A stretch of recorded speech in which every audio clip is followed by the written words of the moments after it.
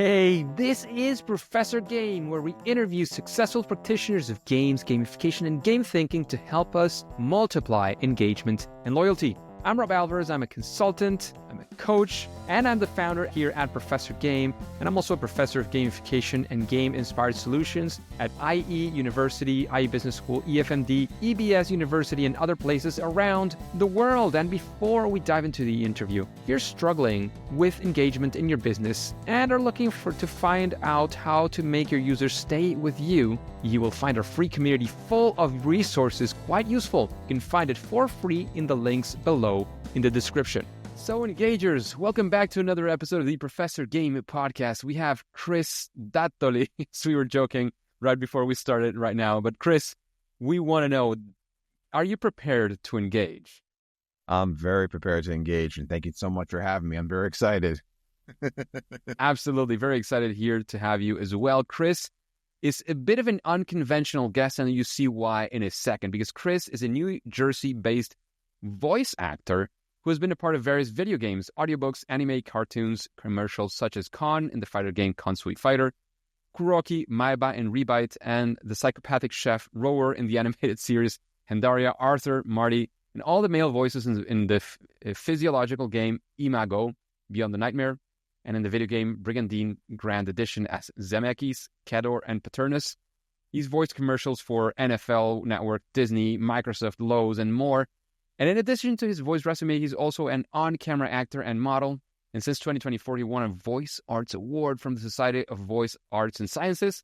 And he's a longtime fan of anime, back when we were on Laserdisc and video games, and loves to keep up to date on the newest titles. So, Chris, plenty of exciting stuff going on there. Is there anything that we're missing you would like to mention before we kick off? Yeah, just to clarify on those laser discs, way back when, before DVDs, you actually used to get these laser discs, and they were like the size of a record that had maybe 2 or 4 episodes on it of an anime, and that was the only way I can get like the Dragon Ball Z series like shipped over when like they were just or like Junior Saga, the Trunks Saga. So yeah, it was I still have those collections somewhere. They're relaunching the Dragon Ball Z. I'm looking forward to the Dragon Ball original one. Yes. Eventually, when my daughter's old enough, I'll sit her down, watch that together. Yeah. You know, hopefully she'll love it at some point or not, and then we'll stop seeing it. But I'm looking forward to the original one because, I mean, Dragon Ball has a lot of violence, of course. Yeah. Dragon Ball Z gets like a bit more heavy on violence and how it looks as well. Like the other one's more kid-like, so I think that would be more appropriate when she's old enough. In any case, she's 2 years old, not even close to being old enough for that kind of stuff. But I'm looking forward to that as well. Absolute fan over here. Excellent. Yeah. So, Chris, how do your days look? What are the kinds of things that you're doing? You know, if we followed you around for a day, a week, I don't know, whatever you want to go for, what would that look like? What would that feel like if we were around with you? Sure. So every morning I wake up about 5 a.m. I spend a good half hour doing like a little meditation, a little stretching, a little voice exercises. Then about 6 o'clock, I usually have a cup of coffee, and then I wait an hour before I record. Even though I take my coffee black, then I record from about 7 to... No, I shouldn't say record. I work from about 7 to about 4 or 5 p.m. every day, and then afterwards I'll cook dinner for my family and spend time with my family. At night, once everyone's asleep, I'll squeeze in about 2 hours of video game, or I call studying. So sounds fantastic. And 9 hours almost straight. I'm guessing you may take a break for having lunch or something. Yeah, of voice acting. Actually, I don't. I'm very curious at this point. This is something I've never I've considered voice acting before. In fact, when I did I got certified to be a radio broadcaster. Nice. Cool. Back home in Venezuela. And I was seriously considering voice acting at some point. Never did anything about just considering beyond that. But now having you here, like those 8 hours, I'm guessing they've already sent you the stuff you need to read and you need to do, and you spend, 8 hours just talking through them. Like, what does that look like? I'm very curious at this point. So sometimes I try to get my auditions in as soon as possible, as soon as I get them. But because I have a newborn at home, sometimes it doesn't work out that way. So like if there's any that I miss that are due like a certain time the next day, I'll make sure I knock them all out in the morning. Then throughout the day, I get auditions. I have a number of agents that I use, plus I do my own direct marketing and cold calling or cold email, and some other casting directors that I network with that I say, hey, you got any work? Or, hey, listen, I need money. Please use me for your voice, things like I that. have a newborn. Yeah, exactly. So I do a lot of, so it's essentially running my business. And I always say if you're getting into voice acting, you have to treat it as a business. So you want to take a business class, a marketing class, and then understand what are the latest trends, go out and networking with everyone. I'm part of a lot of chamber groups across my local hometown and in the state of New Jersey and some in New York that I'll, attend meetings with, just like, hey, I'm Chris, I'm a voice actor, blah, blah, blah. And, I do, I effectively try to run a business. And also I have, because I have 3 daughters, one is 15, one's 16, the other one's going to be 4 months soon. I know it's crazy. So my daughters actually work for me. They actually take care of the office, and they'll tidy up and everything, help me with file management, and I teach them a little marketing. And also I got into coaching this year, so I coach a few students throughout the day too. So from like 7 to 4, 7 to 5, it's actually I'm a big workaholic because I also do on-camera acting too. Sometimes like I have to force myself to take a break. Like at 5, I'm like, all right, I gotta feed everyone. So I'll make dinner, spend time with the family. Then I'm like, all right, 8 o'clock, I'll play a video game. Then I'm like, all right, let me knock out these few auditions. So I may not go to bed till probably midnight or 1 a.m. depending. And then I start it all over the next day. If I'm definitely not going to be your therapist or anything, but I tell a lot of people about the importance of sleep and how that can sip in slowly but steadily, and you don't realize until it's, I don't want to say too late, but until it's these signs are more alarming than you would like when you're. But having said this, not everybody needs the same level and amount of sleep. So just things to keep in mind. Chris, Definitely. Yeah, no, absolutely. And again, this is a very personal thing. Like, I think sleep is crucial. I'm sleeping a lot less than I used to. Like, I used to sleep 8 to 9 hours. And this was already in my late 20s. Like, this is not when I was a kid, right? Like, this is already in my late 20s. I tried to get in 8 to 9 hours. Now I do pretty well on 7. But I know people who've sort of switched around things and have that less and then now have more. But it's about finding where is that sweet spot for you, where you function well and get enough rest and so on, and especially sustainably. I had a family member who used to sleep something like 3-4 hours every single day. And said, no, that's the way I function. It didn't end exactly the best way. So again, up to you, Chris. Let's actually get into a story. You're a guy who's telling stories all the time. Your stories, other people's stories. You're doing your marketing. You're doing all sorts of stuff.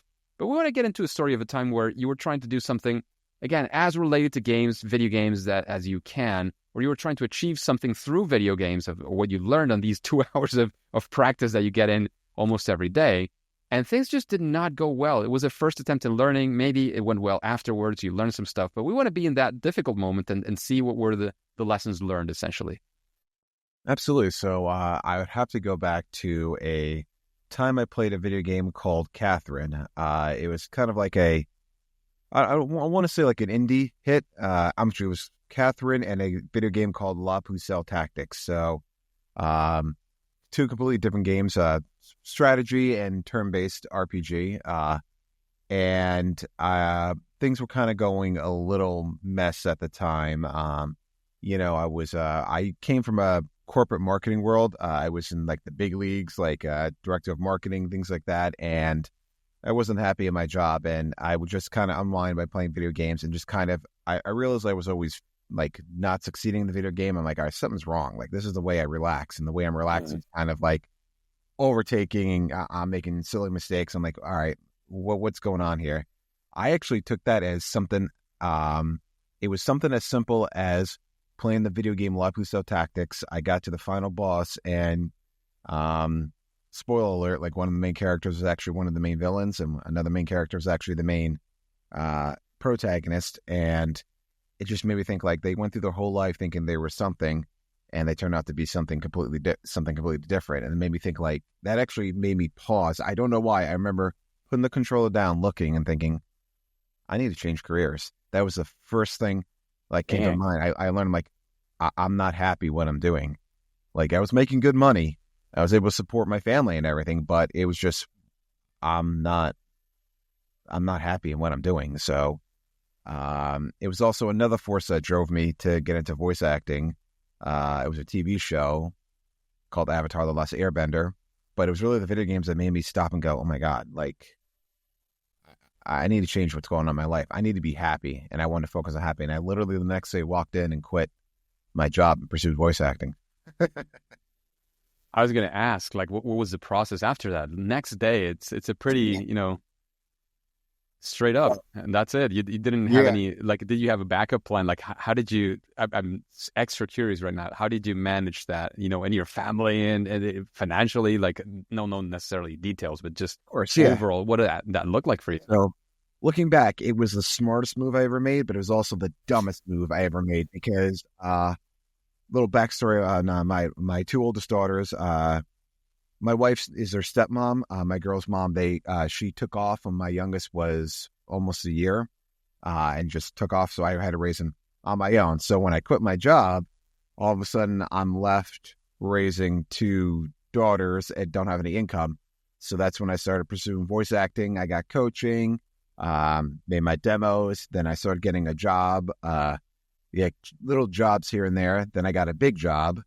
And then like that kind of kept me afloat. One thing I pride myself on is being, except in that moment, being somewhat financially smart, that I just put a lot of money away. Again, it's taking a lot of classes saying like, you should have at least 6 months expenses ahead. I saved about 1.5 years. So that, kind of kept me afloat, but I was tapping into my savings. And plus I was getting coaching, which then it was expensive. Now it's even more expensive. So it just, that thought process was like, I remember woke up and go like, I literally walked after playing the video game. I put it down, went to bed, woke up, went in my office to say, I quit. I'm done working with you. And I just walked out and he's going, wait. I'm like, no, literally walked in. I had, a little, toy, cloud, from Final Fantasy 7 on my desk that, one of my former best friends gave me, who sadly passed away. I took that with me and started my journey. Heavy stuff. And Chris, I think this is sort of a great mix of things were not going well and that break moment where you shifted things. Is there a time with, again, related, especially if with the games and whatnot, where things actually did go well? And I think there's kind of a bit of that in this story, I'm guessing. But is there, again, do you want to share any sort of story of success or anything of that kind? Now would be a great time. We would like to follow you on that story and perhaps see some of the success factors once again. Absolutely. So this is a joke I had with my brother's best friend. There was an old game released in the late 90s called Starcraft, and then it was Starcraft 2. And you could play it online and face people, and I sucked at the game. Like whenever I played my brothers or I have two older brothers and my brother's best friend, like I was horrible. I just got decimated. And I remember my brother's best friend saying like, listen, the day you beat me is the day something's going good in your life. And just, when I started, kind of losing a little bit of faith in, voice acting, like, is this something I want to do? Like, can I really, because I came very close to just, getting a job and just getting another 9 to 5 in the field. And I was getting offers and I'm just like, I really think this could be something. And I just kept at it over and over and over again. And then, I started getting little jobs, like I said. And then one night, unwinding, I was playing Starcraft with my bro's best friend. And I was actually trained. That's how I unwinded. I would play Starcraft and train, which was weird because I get so mad at losing. And it would help me relax. And then one day I beat him. And I'm like, oh my God.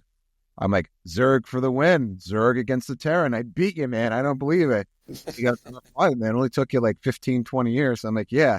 And then the next day, I actually got a call from an agency I applied to, and they said, we want to have you on the roster.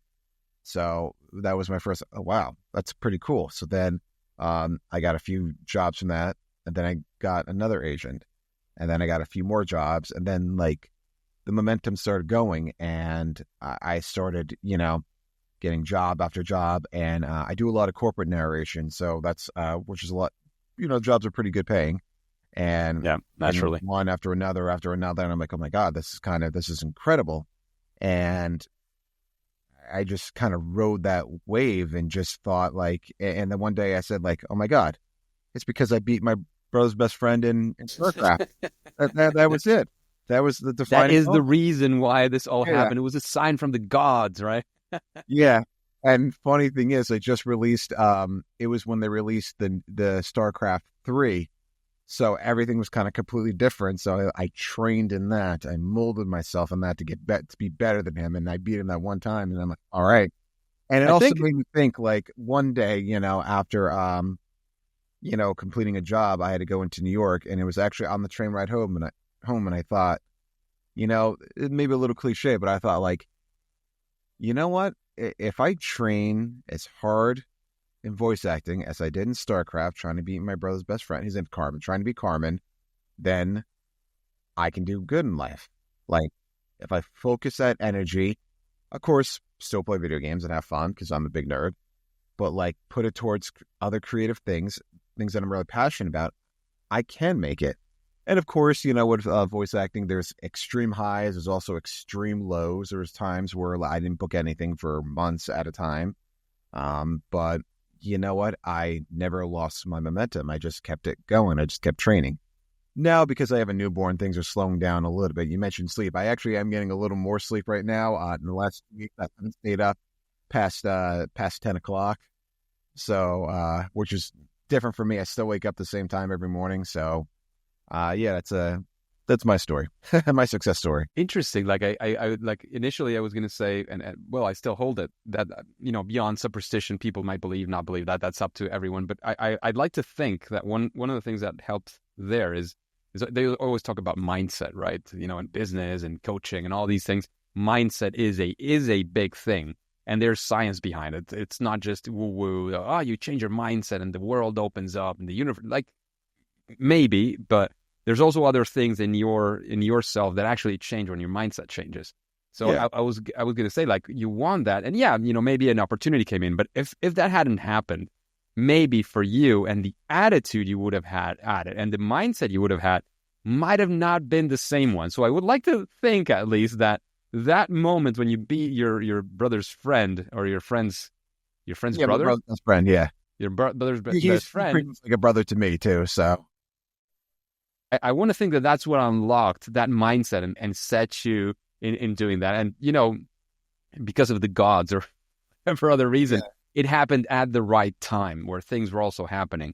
But it's again, I would definitely like to think that whether it was because of that or that actually set you going, or that mindset, as you mentioned after, like, if I can get so good at doing this on video games, how about I do it for something else? And one of the things we always talk about is how can we learn how to do the things that video games do great at, and that's keeping you engaged and wanting to actually do that training, not just because it's going to benefit you. It's just you want to do it because you want to do it. Like you go into the game and sometimes you even grind and you enjoy the grinding eventually. Like exactly. How can we put ourselves in that situation, or put our customers in that situation, or our business in that situation, so that you achieve those results without being in a game and taking it outside of the game, so you can, achieve that kind of stuff outside. So it ties in pretty well to the topics we love to discuss.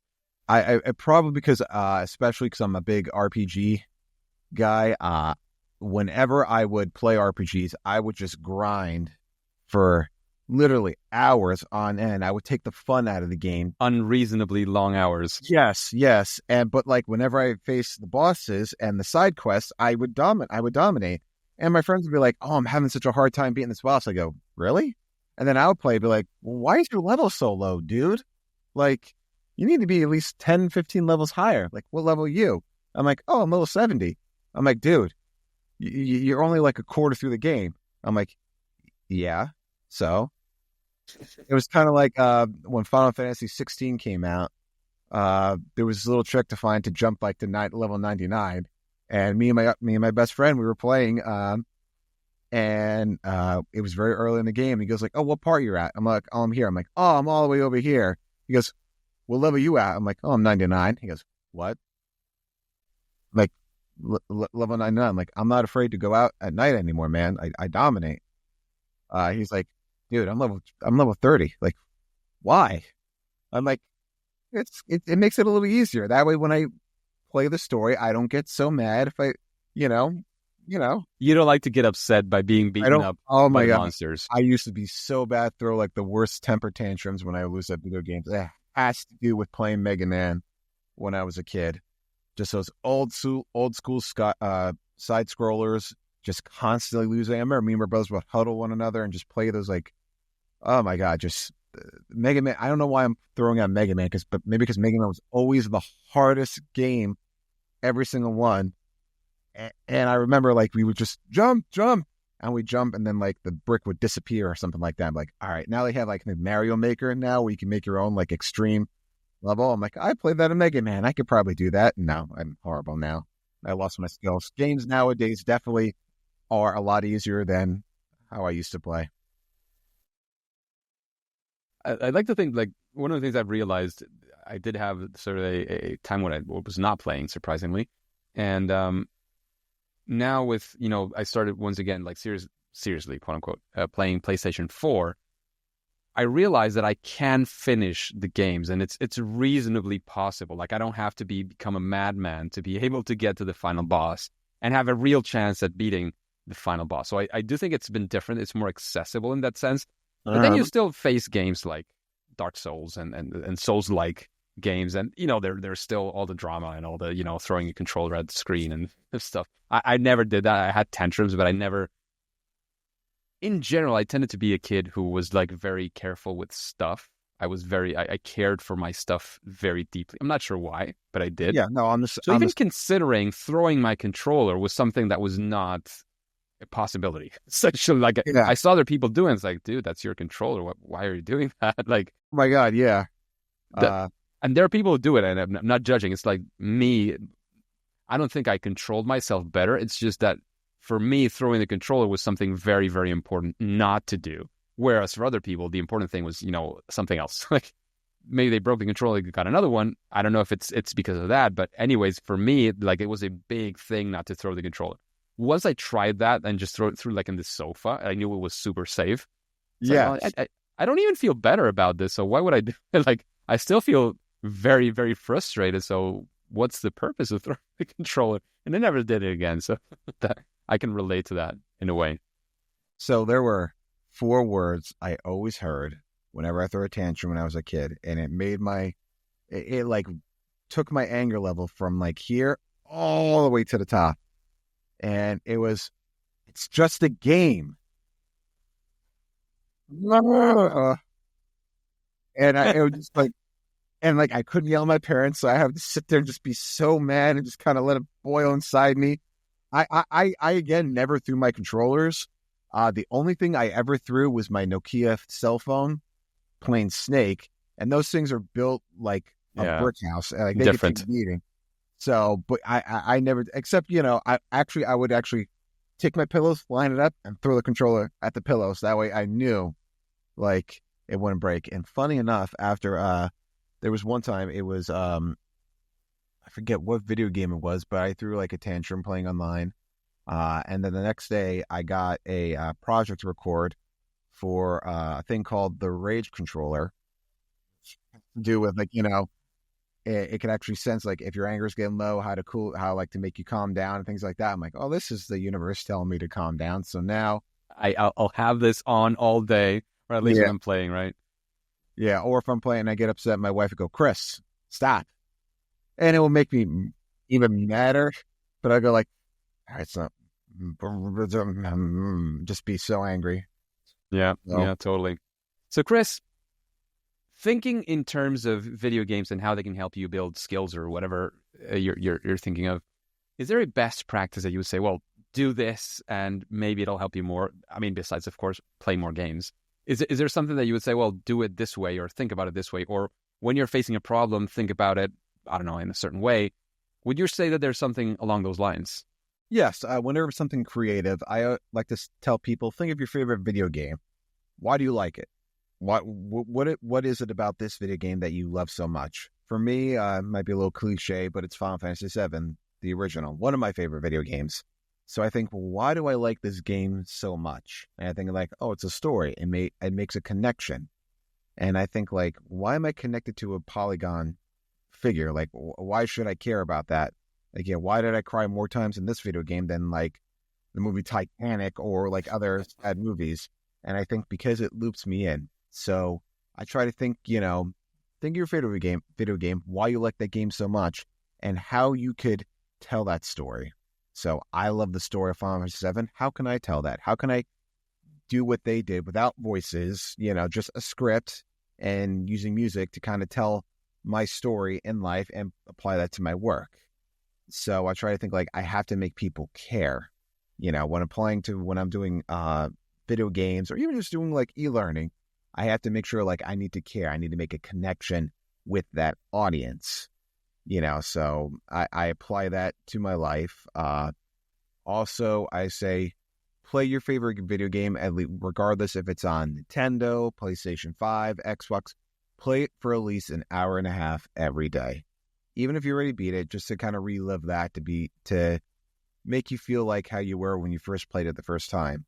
And whenever I boot up the original Final Fantasy VII, it takes me back to the 1990s where I was playing in my room, and I think like my brothers were next door, my mom and dad were in the kitchen talking, my mom's cooking dinner, and it's like a sense of security. And you'll find having that sense of security and being retro and reliving those memories will one way inspire you or make you feel good about yourself. It's just like it releases the endorphins in your brain that make you go like, oh man, I'm happy. Like, this is really cool. And that's going to inspire you. So I recommend those two things. Absolutely. Makes sense. So Chris, after hearing these questions, you have a bit of the vibe of the podcast already. Is there somebody that you would say, well, this would be a great guest? This is somebody I would like to listen to on the Professor Game podcast? Yes, actually, my friend, I'm probably going to butcher his name, but Simon Gatto, he created the video game Imago, Beyond the Nightmares. He's an Italian-based video game creator and a video game publisher. He is wonderful. He is actually created a new horror game right now, and he was probably one of the best people that I worked for. And just to actually see his creation come to life, and he would just drop like throughout. And what made him really unique is throughout his progress creating a game, he would give me updates like, hey, here's what I'm doing with this. Oh, hey, and I never had a creator like keep me in the loop with that. I mean, I have others who gave me update throughout the year, but like, just like, oh, hey, here's what I did with the character. And then he actually showed me like what I recorded and then brought it to actually showed me like, the scenes and everything. I go, oh my God, man. I'm like, I remember recording that, and it was just so cool, like, and seeing the ending, like the emotion I felt and how he like brought that to the game. I go, oh my God. I actually started tearing up. I'm like, dude, that's incredible. Like you did this, man. He's like, well, you record the lines. I'm like, but you brought everything together. Like I just spoke, like I brought the emotion. You put everything together. Like, that's incredible. And just looking like the graphics of what he did in the video game, as you can tell, I have a big passion for indie video game studios, just for the sheer fact is they put so much work and so much passion while working another 9 to 5 or doing other work on top of it. And it's just so incredible. So sorry, it's a long-winded answer. I think he would be, a great guest to have. There are a few others, probably my friend James Klim, who made the Machinima Rain. He's one of the very first people that I did voice acting for paid work, and he's incredible. He's a great guy. Another Jersey local, although we never met in person, which is sad. He just, but like what made him unique was again his passion. Like it's a machinima. Like back then when I started voice acting, they were popular, but I thought, they all had like around the same energy. His was through the roof. He was so creative. He would always, and on top of that, he made like a video series, like detailing his process of like editing and, how he applied different things to the series. and give updates about the story. And he's big on keeping everyone in the loop. And just, again, his passion was incredible. Still is. He still to this day, like, updates me like, oh, hey, here's the next episode I'm releasing. It's on this date. Here's yada, yada, yada, yada, yada, yada. He's doing marketing, man. And a good one, because you're involved, you're invested in the project. Yeah. It makes sense. Like, people don't realize that kind of stuff actually makes sense from a marketing even perspective. Absolutely. And, a lot of, because I work with a lot of indie video game studios, they're just, again, their passion is there. Not like there's anything wrong with like the big name companies or anything like that. But like their main job is to create video games. The indie studios, like their passion is their video game, and their job is probably doing something else so they can fund that video game. Or a lot of them will actually take out a loan and just, put themselves in debt to try to create their project to bring it to life. And just it's just, their passion is just unmatched. Absolutely. And Chris, how about a book? Is there a book that you would recommend the engagers? Which book would that be? So there is a book I like called I just picked it up. I think it's The Gift of Giftology, I think it's called. It's a book about business owners, basically, talking about for their employees how to properly reward them. And that is, don't give them just a monetary value. Actually give them something they're going to keep forever. I was brought to this book by someone in my chamber. He owns a restaurant called Burger 25, which is pretty popular in my hometown, in like Central Jersey area. And for those who know, there is a Central Jersey. And it's about, he decided one day, oh, hey, what would everyone like? He decided, you know what? I'm going to buy everyone brand new, like top of the line sneakers. I forget what kind. They were Nike something. And he said, like, here, everyone, I'm buying everyone brand new sneakers, but the colors have to match the colors of the restaurant. So about 30, 40 employees, he gifted each of them $150, $200 shoes. And he said, I could have just given them, money, but I wanted to be something memorable and something to make him really proud to work here. And everyone at the time wanted those shoes. I'm out of the loop with style with the shoes and everything. I really need to brush up. My kids will laugh at me, my teenagers. But they're like, oh, is it Yeezys? I'm like, no, it's this kind. Like, oh my God, they got that. I'm going to work there. I'm like, yeah. That kind of like helps you become a better business owner, on how to properly reward your employees. There's also a lot of great, I won't say books, but a lot of articles written by Shaquille O'Neal, who is an incredibly intelligent business person. And he owns like the weirdest, like 30 Papa John's and like weird businesses, but like he's a big businessman. Yeah. He's one of those who actually made all that money and managed to turn that into, I don't know if we want to call it generational wealth, but kind of in many ways. So absolutely. Yeah, he's a known. There's actually, I have this saved. Give me 1 second. There was one I saw here that my friend just recommended. I think it was a course of video game encyclopedia I have here. The Console. That's a book. 50 Years of Gaming. That talks about like the evolution of video games and everything. And there's another one I'm actually doing. I don't know if I could talk about it though. That's the only thing I would. That's okay. 2 books is a pretty good record of recommendations on books. We do one every week, so I'm pretty sure we are all well behind our reading if we want to keep up with that. So that's all good. Chris, we get to the difficult and final question. What is your favorite video game? And maybe it's Final Fantasy VII, as you mentioned before. That is a tough one because I have so many. Final Fantasy VII is up there. I want to say Mega Man X. That's it. That is a tough. Master Blaster, definitely. Master Blaster, or is it Blaster Master? It's an old 90s Nintendo game. If you look at it, it's a weird story. It's a guy who has a pet frog, Frog jumps into a hole, gets on some radioactive goop, turns into a monster. So the kid jumps in the hole and now finds his big cyber suit and decides to go on a journey to save his pet frog. So definitely Master Blaster. Zombies Ate My Neighbors. One of my... That's the Super Nintendo one, right? Yep.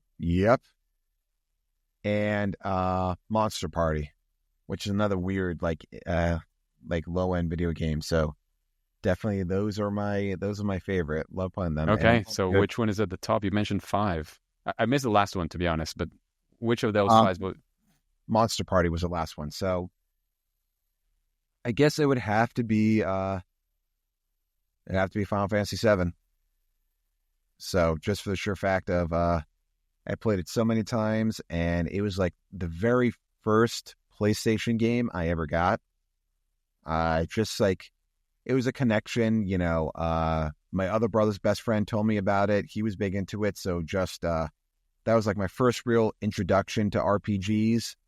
I played, you know, Mega Man and Mario beforehand, but they were more side scrollers than, you know, RPGs. Totally. But that was, and just that. So yeah, I have to say that the original Final Fantasy VII, which is why I'm excited. You know, the remake came out, and still haven't played it because I need to get a PlayStation 5. But I just been I tend to go back and play a lot of MMOs, Guild Wars 2 to relax and everything. So yeah, a long way. Beautiful. Sorry. Absolutely love it. Love it. Great recommendations. Great games. I'll put them all down. Zombies Ate My Neighbors brought me back quite a bit. That was a very uncommon game for most people. Like when I even tried to remember the name, I couldn't find it because nobody else played it, essentially. Yeah, there was actually I actually got stuck at some point. That's when I stopped playing it because I remember I rented it. I never owned it. Yes. But I stopped playing it because I got stuck. It was like now I remember it was like a huge serpent coming up and down. And no matter how much I shot it, it never died. And I didn't know, like maybe at the time now I'm thinking like maybe I had just to leave and survive the serpent. I don't know. Like I just got stuck at that point. Anyways, Chris, we're running out of time from this episode. I don't want to let you go without knowing where we can find out more about you, your work, what you're doing, anywhere you want to lead us to. And of course, if you have any final quick piece of advice, this is your time. Absolutely. So you can find me across all social media platforms. My name's pretty easy to find. It's Chris Dattoli, DATTOLIVO, at Chris Dattoli VO, Instagram, TikTok, what have you. There's my website, dattolivoiceovers.com. And best piece of advice I can give everyone is growing old is inevitable. Growing up is optional. And that means, you know, we do have to be responsible throughout our life. I'm not saying, you know, instead of paying your mortgage, buy a PlayStation 5 and a couple other video games. You know, be mature, you know, make sure all your bills are paid, but also never lose that inner child. You know, play the video games, be a little weird. You know, I talk to myself in a padded room all day. You know, it's a fun thing to do. Let's do this. So, Chris, thanks again for sharing your experience, your time, your knowledge, everything you've done with us. However, well, what you shared, of course, not everything. However, at least for now, Chris, at least for now, Engagers, as you know, it is time to say that it's game over. Hey, Engagers, and thank you for listening to the Professor Game podcast. And since you're interested in this world of creating motivation, engagement, loyalty using game-inspired solutions, how about you join us on our free online community at Professor Game on School. You can find the link right below in the description, but the main thing is to click there, join us. It's a platform called School. It's for free, and you'll find plenty of resources there. We'll be up to date with everything that we're doing, any opportunities that we might have for you. And of course, before you go on to your next mission, before you click continue, please remember to subscribe using your favorite podcast app and listen to the next episode of Professor Game. See you there.